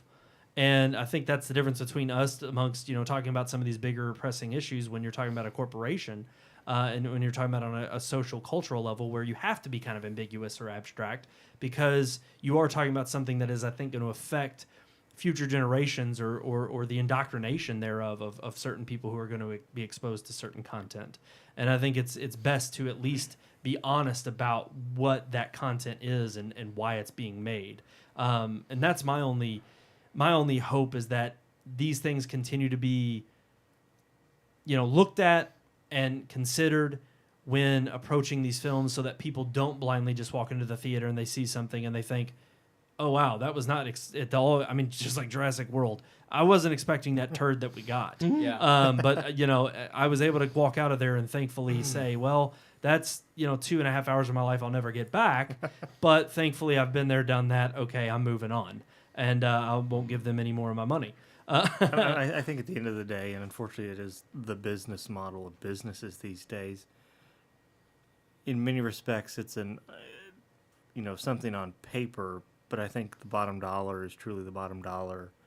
And if they feel like, for them to be successful, it doesn't have to make $1 more than what they put into it. It's just they have to make a percentage over on top. And if 14 countries, 15 if China, and others that may back out or something, then I think they will cow and change and, to then hit that threshold. And if they for do, them, that's a remarkable movie. And if they do, then all the respect that we have for them standing on their morals goes out the window. But to me, and that's where I would disagree. And the only reason I would disagree is because for me, the respect would go back to, well, this is what you should have stuck with in the first place. Because I think this is what the problem, and honestly, I know this is getting off the beaten track, and this I'll be the final thing I say. I go back to when I was in college, and the shoe company Tom's came out, and the whole crusade about it was buy a pair and give a pair to a kid in need, and it was this great social push, this social message. But it's like at the end of the day, regardless of how good you felt, because you felt like you were supplying a pair of shoes to a kid in need, you're paying a company money to stay in business to do that philanthropic work, but also to receive a product. Yeah. Mainly so that you can feel good about yourself. Now, is there any huge evil, great evil in that, in terms of like feeling good to throw some money and do a little bit of good on? No, there's paying not. for Nike, where they enslave kids to make their shoes. That's very true. They don't give them shoes. Yeah, they're like, here, make our shoes. So I'm like, I'd They don't rather even give them Air Jordans. Come on. In that regard, I would just say I'd rather give to the company I know is going to do something good with. But the money. my point is that the start of that company, I think, started this huge wave in our generation and our culture. This idea, and I get it. I think it goes to a greater thirst of identity that we are struggling with in our culture of wanting to do something that is good, and I think it's a greater spiritual battle at the heart of what's going on culturally, because I think so many people want to get behind some kind of good cause. And they're looking for it in terms of what we have for the longest time, and what we grew up with is as looking at these corporations and demonizing them, saying they have all this money, they have all this power, they're the ones that are in control. And the corporations, rightfully so, have twisted that around and said, no, we're not the bad guys. We want to support these causes. And so they're going to sway whichever way the cultural pendulum swings. And at the end of the day, they're still their business. They're amoral. They're going to go where the money goes. And for me, the best way that this can all come crashing down is if a company like Apple or Disney, some major corporation, has such a huge flop in going one specific direction that they cut it all out and they say, we're done with social causes. We're done with doing this, that, and the other for this specific group or cheering on this political person. We're going to go to making content. Because at the end of the day, the magic of what Disney was and what Walt set out to do was create something magical for every family and adult and little child out there to go and experience that was something new and enjoyable that you didn't get anywhere else. And that, to me, is the ultimate purpose, and it has nothing to do with any political cause. I agree. I think we live in a time where it's we live in one of the most prosperous countries at the most prosperous time in history that you could be alive. I mean, we have it way better off right now than anybody that lived before us. Yes, there's problems, but not like the problems people in the past had to face. And I think people are, like you said, it's a spiritual crisis where people are aimless. They don't know what to do, and they're bored. They live in a prosperous time, and now they're having to make up causes just to feel better about themselves when really it's an internal thing. And they're like, well, how do I feel better? I'm going to help these people instead of looking at what I can do to better myself. So, but there you have it. Okay, all right. I think we can finally move on. Sorry, just wanted to get that off my chest. Let's talk about it. I put it in the main headline of the show. I called it the title of the show. We got to talk about it. Miss Lady Gaga could be possibly playing Harley Quinn in Joker 2. Fallait la deux. I like that. Fallait la deux. It's a That's what clinical I'm gonna term. drop It's later. it's French for folly for two or madness of two. It's a clinical term, like when people share the same psychosis or like a psychosis spreads from one person. So like say I imagine bunnies and then all of a sudden Sean starts imagining seeing bunnies, then it would be fallait la deux because it's a psychosis we both share. Yeah. Can we call it Harvey I mean, too? you said it, so now I am thinking about bunnies. Yeah, so it's one of those things where I thought Inception. when the name came out, because it's also I forget the name of the band. It's an album, but it was funny when I saw it, and then someone mentioned that it was a clinical term for that, and I was like, oh, are they bringing in Harley Quinn? Because I mean, it made sense with like Madness for two, and then of course now it's Lady Gaga, and I'm like, possibly Not just that. Yes, this is the part that's really cool, interesting. The weird part that I'm actually excited about. It's going to be a musical. Yeah, That's according to Todd Phillips. I think Lady Gaga would make a good Harley Quinn, so I'm fine with that. The reason why I was okay with this is, for one, again, they've distorted the DC universe every which it's all way or the over other. the place. Yeah. So they've already said this Joker has nothing to do with the other Jokers it's we've seen. own universe. It takes place where it has nothing to do with any other movies. So now they have multiverses without ever setting it up, which is fine. Well, that's coming in the Flashpoint. We think? No, that's how Michael Keaton Michael and everything. Keaton's coming back. Because that's what the Flashpoint storyline is the multiverse. Well, I knew that. I was kind of tongue in cheek poking yeah. at Ezra Miller and the controversy that he's. Yeah, been in. we don't know. Now he's apparently kidnapped some girl, so I'm telling you, dude. she ran off with him. It's not, but she is 18, and her parents are still her legal guardian. He likes So, girls. well, she identifies as they them. So So maybe not. Okay. He likes they them. it's a whole weird thing I because didn't they're think he saying he played for that kidnapped team. her. She's saying she went with him freely. It's a whole mess. It's Oh, just a wow. whole mess. Yeah. Either way. Oh, wait, go ahead, Jake. I had a logical thing. I said, would he have kidnapped them then? So he's kidnapped more than one. That's 2 counts at least. So. They, them, them. Yeah. They're saying Here now than yet. the parents are saying he's taking her and is grooming her, and they're saying she's with him, or it's him and her saying she's with him of their own free will. But it's all. I Anyways, didn't mean he's to a turn nut this job. on to Ezra Miller. It's a nut job. It Stockholm is. syndrome. It's I weird. can't wrap my mind around The whole thing's weird. It is. It's just weird. It's freaking Hollywood. Yeah. Kevin Spacey's on trial in the UK now. And Yeah. it's like, I Yeah. just tell you, Hollywood's freaking Yeah. nuts. They're nuts. But yeah, musical Joker sequel. Weird. Are y'all genuinely looking forward though to a Lady Here's Gaga the thing. Harley Quinn? When Would they that be You announced- could good? do it, yeah. You think so? I didn't think. I didn't think Joker needed a sequel. But then when they kept talking about it, and I was like, he doesn't need one. Then it was official, and I was like, that's fine. The first one was good. It surprised me, so I would check out a sequel. But then when he said it's going to be a musical, I was like, well, now I'm really interested because that's just batshit crazy, and I want to see. Yeah, Well, exactly. so I'm like, Yeah. But if the Joker's crazy, so maybe it fits. We'll see. And I'll be the first to admit, and I think we all thought this back, even when we found out Joaquin Phoenix was going to be Yeah. the Joker. And he nailed it. But no, even before that, we have episodes on record Oh, yeah. where we were trashing it, thinking it was going to be awful. Yeah. And we ate crow because that was a great movie. And he did a phenomenal job. Obviously won the Oscar that year for it. Yeah. And I thought the same thing when I heard the way they were going with this, and I'm like, you know what? I trust Todd Phillips at this point. Yeah. He's not pulling a Colin Trevorrow. I'm not, so far I'm in the boat. He said, if I'm going to make a sequel, I'm going to do something unique with it, and he's doing something unique with It's it. definitely neat. But my thing is, like, I think Lady Gaga can pull it off. I have no doubt. I think she's, as they say in the sports world, somebody who doesn't play this sport, but they're athletic or whatever, they can pick up, they can jump from medium to Yeah, medium. she's proven She's herself. artistic. Yeah. So, I think she can jump from the vocal to the acting to, all that. I have no issues with her in this. I think it's going to be fine. But my hesitation is with Joaquin Phoenix singing. I don't know, and this is where you all have He far can more dance. superior knowledge than I do. I don't know. Is there anything in his repertoire and filmography or anything where he is if you go anything and other watch than auditory vocals? I'm Still Here, a mockumentary starring yeah. Joaquin Phoenix. Oh, yeah. He does rap Okay. in that movie. So Okay. yeah, he's like Jack Harlow and oh gosh, what's his name? Post Malone combined. Because my image with Joaquin Phoenix is very like nuanced. It's very he is in this niche kind of bubble that is him, and that's just hard to explain.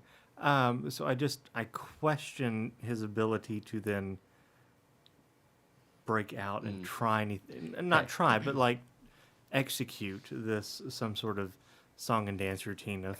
And maybe he's not a good. I've seen plenty of musicals with lead actors that really couldn't. I mean, Russell Crowe, Les Mis. It was terrible. There are actors Yeah. that they hire that just can't sing, and I don't know why you hire these actors for a musical. But Yeah, because I feel Yeah. like a musical is such a specialized piece.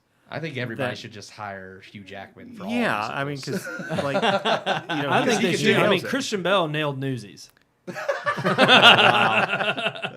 so I think there's a special actor that can do this, but I don't think. I think he was. I never saw the other Joker that he was in. I've heard fantastic things. Well, it wasn't a musical. Well, I do know that. I do know, but I think he nailed it from what I saw and everything. But I don't think this is the medium for him to keep this. I think content that's what going. makes it more I would have interesting. never thought Bradley Cooper would have been in a musical either. Oh, but he can sing too. Yeah. Yeah. Well, and I will say, I think any actor, especially someone who's achieved what Joaquin Phoenix has achieved already in his career, would be looking for that next challenge. Sure. Yeah. And I don't know that I would count him out, only because I do think him, when I joke around about Christian Bale or a Bradley Cooper or even a Leonardo DiCaprio, I think these are characters. I mean, the only one that I think is that famous that really wouldn't, who just does a great job playing himself, but I freaking love him and everything he does, is Brad Pitt. He's literally, I mean, Bullet Train's coming out. I'm looking forward to it. looks good. Brad Pitt's Brad Pitt. It's just like, I mean, That's like George Clooney. I think George yeah. Clooney's Very super true. entertaining because he just plays. He's like he knows that he's like awesome and like he's like He's like, who wants to come out and have a drink with George Clooney? Come on. I mean, he's entertaining. But I do think Yeah, Joaquin yeah. Phoenix errs on that side of being an auteur. He's kind of like what I think Jared Leto wants to be. Yes. And what too many people gave him credit for because of Dallas Buyers Club, but actually has the skill to back it up. And I think with something as monumental as Joker that put him back on the scene of being taken seriously and shown for the craft that he can do, I think the dude's a wacko, but I do think he's I think he'll do But well. he's going to be playing a wacko in an asylum. Exactly. So, He fits the role. yeah, I was exactly. gonna say, would you prefer it if they made a musical Joker movie with Jared Leto's Joker? Jared Leto can sing. Because he can sing. I would have been fine as long as Margot Robbie's in it, because I would watch her do anything. He was a singer before he was he was a singer before he was an actor. So let Jared Leto do it. Yeah.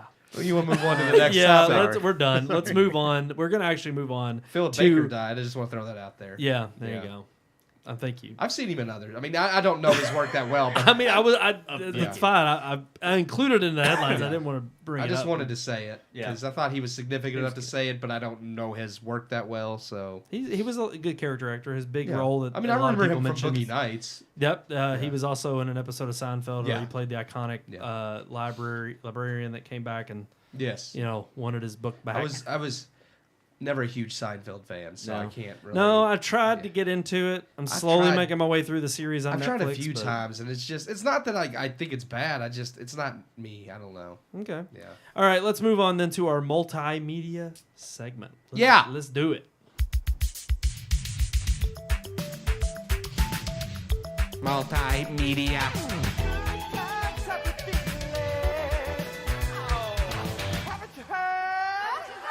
Multimedia. There it is. Hey, Talking about video games. That's it. Yeah. That's Yeah. right. If you're bored with all the movie Yeah. talk, we got a good one coming up. I guess we do. All right. A lot of industries, well, not industries. A lot of studios in the gaming industry have done their fair share of previews for Yeah. the summer. I- Sony, Microsoft, Nintendo. I didn't even know any of that happened. You didn't? No. Wow. didn't Sony's either. was last week, I believe. Sean didn't know Seriously. either. Yeah. Or The 2 only weeks stuff I ago. know is the stuff you sent me.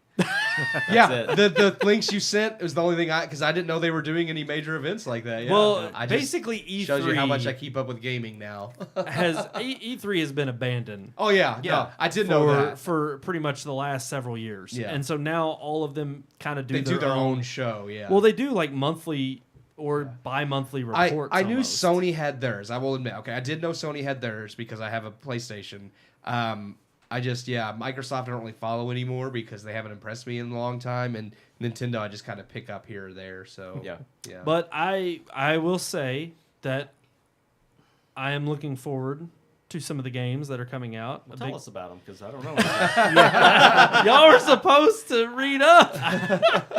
I guess this will be a short-lived Well, multimedia when- segment. My when- notes updated when I got I here. say my notes I didn't So- get updated till this morning, and I didn't see. Gosh. I know you Well, got you're gonna have to start to push it because they don't update until like I do no. forever. We discuss this on the show every single week. If you open the app and refresh it, it will refresh. I did It's that multiple times. Terrible last with week. Apple. Terrible about Yeah. Apple. But it's the only. I mean, I update them the night before. I can't help it. I'm sorry. You need What to do time it 2 nights before. last night. Last night it was probably just before I went to bed, 8:00. Oh. So I mean, you got all day. You got should've. 24 I hours to do should've. it. Well, I work every day, so I can't. I do too. I can't get my I phone gotta- out. I gotta pull can't up- get. But you any already of this saw at the work. articles before today. Well, I have to get them together, and most of the articles, truth be told, are ones you all send me. I want more than 24 hours notice. Oh my god. Well, I don't need that much. Well, for the show's other over because stuff. nobody wants to talk about this No, multimedia segment. some of the I'm games sorry, you Google sent. it Now, real some of the quick. games, the links you sent did intrigue me. It doesn't matter. It doesn't matter. Final Nobody's Fantasy. excited. We're done. I'm not We're done. excited for Final Fantasy. Street I Fighter like- I'm 6. sorry. Street Fighter. I don't have care seen a about- trailer yeah. for that. We're done. Street Fighter We're looks done. good. No, That's- I we're don't. done. No, we don't have to be done. No, yeah, we're No, done. I do wanna don't- talk about no, it. we don't want to talk about it. Can you Let's- save the segment? I do and wanna say talk which, about which it. system you like best? There you go. How I about like that? I like Jacob's idea. Because I am full disclosure. I'm still going to talk about these I- games. I am too. I only looking own it up. a MacBook Pro, so I don't have the watch or the Oh. phone, so I don't have the notes or whatever capabilities, and it didn't work on my Fitbit. So I have no idea about the refreshing thing. I just saw the email you sent me. It just said Nice. multimedia segment, Apple, Sony games, thoughts, question mark or something. I'm like, yes. Jacob's like, that's all I need to know. No, I will say the one I am actually excited because I like Final Fantasy. I'll check it out, but it's not one I'm going to run to. I'm like, let's see how it does first because some of them are lackluster. But the Resident Evil 4 remake, I actually am very intrigued with because I do love that is one of the best Resident Evil games, and I do love the franchise. So I would definitely check that out because 2 and 3 were like the remakes for those were amazing. So if they can do something as amazing as 2 and 3 with 4, but not change it too much because those really needed an update. 4, I don't feel like needs a huge update, maybe some tweaking because I mean it was really well done when it came out. So that makes me nervous on how much they might change because I don't want them to change too much, but I am excited about it. Same. I'm looking forward to that one. I'm looking forward to obviously Final Fantasy. I'm probably the only one that actually plays. I those. do look forward to Final Fantasy. Here's it's the just thing. one of those that I have to be like, Right. is it going to be good? Well, and I'll be the first one that, as a fan of that series that has grown up with them and played several of them, definitely, I played, honestly, probably 10, 15 hours, which is a good chunk of time in 15, and I just couldn't get past, it just wasn't, it didn't feel like Final Fantasy to me. It felt like a Final Fantasy game shoehorned into an open world, and it wasn't done right. This one looks a little bit better. I'm still skeptical because I just don't think they've been as unique and creative as I think FF7 through FF10. That was kind of the golden era. 12 gets loved a lot, but again, that was another one I've tried, and I'm about 20 hours in, and I still just always find myself going away from it, not playing. A lot of games got somewhat pushed back. God of War Ragnarok I knew that is one, getting possibly delayed to later in the year. They are doing. Go ahead. I was just going to say another one I actually do know about. See, I actually know more than I thought I did. Is the Last of Us remake? I did see that, and I thought that was interesting. Yeah, part 1. It is funny that everybody was anticipating a PS5 version of Last of Us Part 2, and we're still not getting that, but they're remaking part 1. But I mean, it's fair. That one's older. I think we're actually, oddly enough, I think it came out in 2013. It might have been 2012. No, I think it was 2013 when that came out. So I think we're approaching the 10-year mark of Last of Us, which is crazy. Yeah. It does not feel like that came out 10 years ago. Did Nintendo have anything interesting that they showed off? Nintendo, it's so weird. I'm just waiting for more news. Breath of the Wild 2. That's what I'm saying. I'm waiting more for news on that. They've not really given off a lot of news for that, and I am excited for that. Theirs are hit and miss. Those are the ones I don't really follow because I don't own a Switch. Yeah. And they do their Nintendo Directs, which are usually on the Nintendo network. And I will say, I mean, I can't watch them. They showed the new Pokemon. Yeah, I did know about that. But I mean, they announced that before. Yeah, their a conference. lot of Their them they've trailers- announced. The trailer's been out for a long time. Years ahead of time.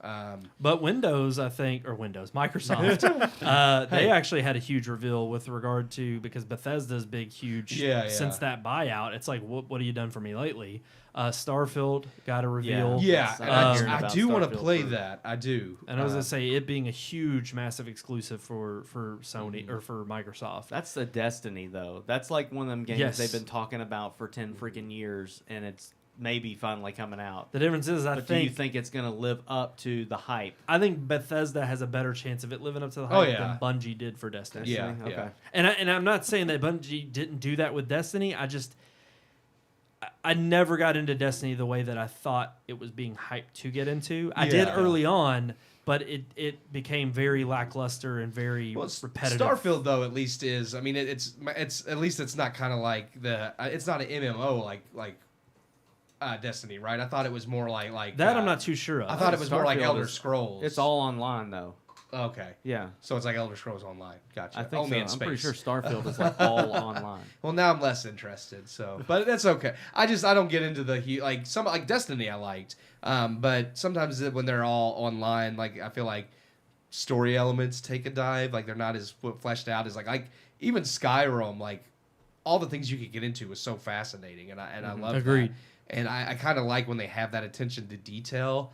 And I feel like that's one thing Bungie lacks with something like Destiny is like they've gotten much better about it now. I know they're being praised for it now that I no longer play, but it's just one of those things where it's kind of the same thing, just in the new skin at some point with Destiny, and I don't really want that coming from Bethesda. Well, one last thing I want to mention on this topic, just because we are all Sony, apart from Jacob, he's got his MacBook Pro, and he is over there playing tons of Flappy Bird. I don't even think that game works anymore. No. On the they have copies now. That, okay. Yeah, so it's some knockoffs. Yeah, knockoffs. But we all did subscribe to what dropped yesterday, which was PlayStation Plus, the new version of PlayStation now that Plus, I could talk about. which has a relate to Essentials that. tier, Yeah. the extra tier in the middle, and the premium tier. Yeah. Now we could talk about our experiences with that. Anybody can go look up the info on what the difference is between the tiers. We all opted to, for one, go into the premium tier, but part of that was specifically because they at least are doing something smart at Sony right off the bat with the new PlayStation Plus, and that is they're prorating your entry rate based on when you normally subscribe. If you have an annual subscription, based on what time of the year that annual subscription lapses is how much money you pay up front today. I only had to pay $18 to get into premium because my subscription lapses in September. Yeah. So that's when I'll be charged the then yearly price, if I choose to keep premium, of $120. Yeah. Now, the service, I will say right now, with the lackluster classic games, which are PlayStation 1 era games, does not seem to be worthwhile for the premium version. For $120, yeah. For not $120. I would yeah. agree. For me, because mine just renewed in February, so it was $35 for the premium subscription, and that's good until February 2023. And I'm like, I was like, I'll pay $35, and that gives me almost a whole year to see if they get any better or not. And if they don't, then I'll drop down to not extra. Essentials, extra. Thank you. But yeah, because right now, I will say, I mean, there was some nervousness regarding like what version of the games we're getting, because Asia got the PAL versions that were terrible, but North America did get the 60 hertz NTSC. yeah. And it seems like they're trying, so that's why I'm kind of waiting. I'm like, I'll give you the benefit of the doubt for right now. Everybody has their hiccups starting out. If they add great games each month, if they work on this PS3 streaming issues, because right now you can only play PS3 games by streaming them. You can't download and play them natively like you can the PS1, PS2, and PSP games due to the PS3's hardware. If they can fix that, because streaming's not an ideal way to play those games, then yeah, I think it's a service definitely worth having. Yeah, my experience streaming just a couple of games was not. It was where it made the decision for me real quick that I'll be stepping down to extra unless they fix that, because it's not worth the classic games streaming or not. Is there any classic streaming game that would There's nothing seal on the there deal? that I would play. I mean, is there one though that you would pick that if they added it, you would definitely say it's worthwhile? Well, Of the classic titles, meaning like the streaming is definitely not something you can get over. Yeah. But the only other thing, I think, because streaming the classic is PS1, 2, and PSP. Yeah. Yep. Not just PS1. Right. That's also the PS2 games. So, I mean, the thing is like a lot of the really good PS2 games that I want were remade. Yes. Like Shadow of Colossus, that was remade. Now that one's available actually. Yeah, but the HD is available. Right. So that was the remade one. That's Right. not the original. Like, I mean, it's so I got to stream that because Shadow of Colossus HD no, was no, PS3. PS4 version's available. Oh, Yeah, the PS4 it is. versions on That- there? that Okay, one is, I didn't check that. So the majority of the titles that I would play, I already own. I've already paid for them. So it's like I'm not really gaining anything other than I did get to download Returnal, which is a $70 game, and Guardians of the Galaxy, which is a $70 Guardians game. of the Galaxy and So Ghost it's of like, Tsushima. yeah, I'm getting those. I already had Ghost of Tsushima. I already had Assassin's Creed and Death Stranding. So it's like all these top tier games, I've already purchased them. So I'm not really gaining a lot. Now, in the future, I'll stop buying games if they're going to be on there. Oh, yeah. So, but the streaming was absolutely terrible. And I have a gigabit internet. They can't blame it on me. Right. No, I agree. I did the connection test. I was getting 700-something megabytes to my PS5. Yep. And so it's not the internet. It's just their crappy streaming. I told Brandon, like, I've streamed games from the PS5 to my iPad. Like I was in Florida and did that. Yeah. And it looked better and worked better than the PS3 streaming on the PS5. yeah. I'm like, this is stupid. Yeah. Like if you could stream the PS5 from my house in Louisville to Florida and I can play Demon's Souls, it's a little janky. On your iPad. On my iPad. Yeah. But I mean, two completely different devices. Yeah. Right. Yeah. but you can't stream the PS3 game or even emulate them. On your They're- multi-million-dollar you server tell me hub. the- I mean, come Yeah. on. You cannot tell me Yeah. the PS5 is not powerful enough to emulate PS3. I just don't. I agree. I don't I think believe it's it. absolutely ridiculous that they don't have that. On a different topic than the PlayStation Plus, I noticed that most of the games that were announced at Sony's event was PSVR 2. So Yeah, yes, I a do. lot of VR2 games coming out, but they haven't really given us a No. great glimpse at the device. I think that's fun. I did read about that they had shown. I forget what game it was. They were highlighting that it was going to be in VR on Forbidden- VR2. Resident Evil. Yes, They got Resident Evil, but also they had- haven't and- announced the PSVR 2 yet. I mean, we know it's coming, Right. but they haven't showcased anything. But they're showcasing games for it. So yeah, it's just kind yeah, of they ridiculous. showcased Horizons. Yeah. is going to have. Oh yeah, it has a standalone VR experience. I will Yeah. say, Yeah. Brandon mentioned, for me, like with the classics and PS Plus Premium, that would make it worth it are the games that weren't updated for HD that you can't get anywhere, like Metal Gear Solid 4, which is locked onto the PS3. It's not, you cannot play that game on anything but PS3. Yep. I'm like, give us something like that has just been abandoned because you made the PS3 so proprietary that it couldn't be done anywhere else. It's like, give us the things that... Well, and- Imagine how bad that game would look. The streamed. fact that there are also, Yes. and that's what I'm saying. You're talking about the game that utilized the hardware to its fullest potential. Yeah. It's going to look terrible being streamed, let alone games like God of War 2, that you have the PS2 classics or PS2 games originally that you could be able to download. But no, they lock you into the remasters, which are the preferable versions. But because the remasters were from PS2 to PS3, Yep. you then have to stream the them. PS3 Yeah. version, which then makes it Or, crappier. like if at some point they probably will, but if they add Vita games, because they've dropped support for the Vita. I told him Uncharted Golden Abyss, you can only play that on the Vita, and it actually was a decent game. I enjoyed it. I played it, but you can only play it on Vita, and it would be great if they had that on there that you could download and play. So, I mean, it's the games like that are good games that most people didn't play because they were on something like Vita or PS3 that people didn't have at the time. That those are the games that maybe people might want to check out because now they have full access to them. Yeah.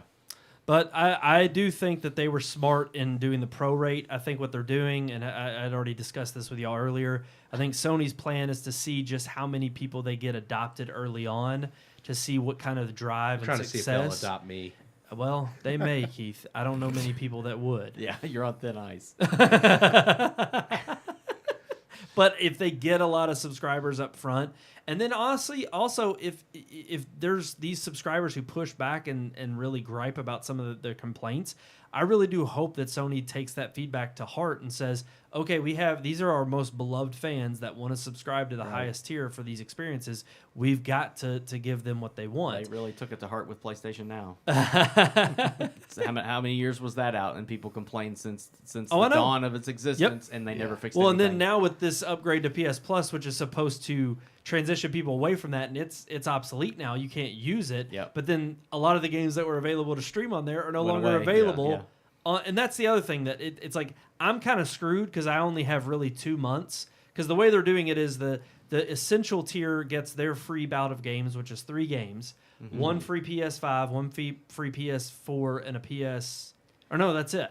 Just 2 free games. They've been now. given 3, but it was 2 PS4 and a PS5. Oh, okay. Yeah. So those come out on the first Tuesday of every month, Yeah. and then the batch of new games that are for the PS Plus subscribers of the Essential and the no extra. And or I'm premium. sorry, the Extra and Premium tier, those come out in the middle of the month. And if they're only going to throw like 3 or 4 games on there in the rotation every month, that's not going to be worth it. And especially if they don't choose, if they only do like, oh, here's 1 classic game, Yeah. 2 PS3 games you can stream, and a PS4 game.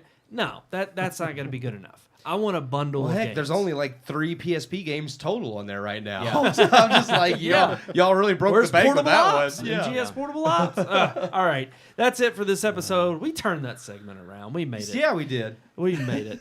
We made it. We through. know things about video We games. know this gaming stuff. We just didn't watch it at Sony's presser at Yeah. State of Play. That's We- true. We already knew it was coming though. Well, we keep up Callisto with it. Protocol. I want that game. That does look good. I want that freaking game because that's gonna curb my appetite until Dead Space comes out. I thought it looked surprisingly a lot like I Dead know. Space, but But it when- does look good. I Dead agree. Space. I thought it was going to be Yeah. like a Dead Space remake when I Remake, saw it. yeah. I was like, this is eerily like that. Yeah. But it looked amazing.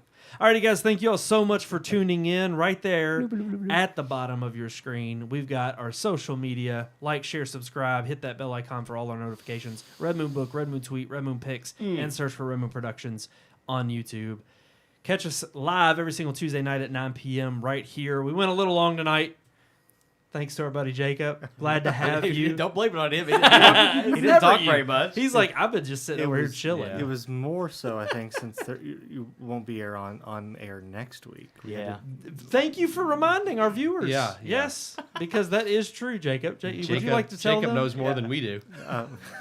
They will not be on next week. They're on location filming some sort of Sharknado 12 or something, I think. So We've been hired by the Sci-Fi Channel. And trust me, it's got some weird scenes in it. It'll still be better than Jurassic World Dominion. I have no doubt. I have no doubt. So they will not be on next week, but the week after, the 20-something, I they think will. the 27th or 28th. 28th. The last right, Tuesday yeah. in June. We are back. Yes. We're back live.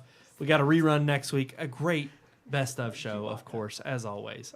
We always have a great show. But right there also at the bottom of your screen, you can always do that old-fashioned email, Right here? RMPodcast. Is it right here? Oh, hold on. Jacob's got it. Oh, I don't have a. Oh, no. You're right there. You're right there. You got to point it down lower.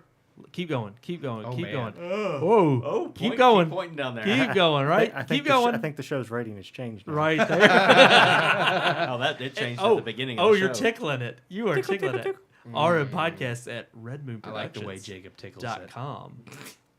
It's very beautiful. All right, guys. Until next time, I am one of your hosts, Brandon Davidson, alongside our normal new host, Sean Sebastian. and our special guest host. Jacob Burris, I'm listening. Oh, I threw forgot. that in That's it. Also, It didn't do it. you ain't got nothing. I pushed a button and it didn't work. Can't be normal.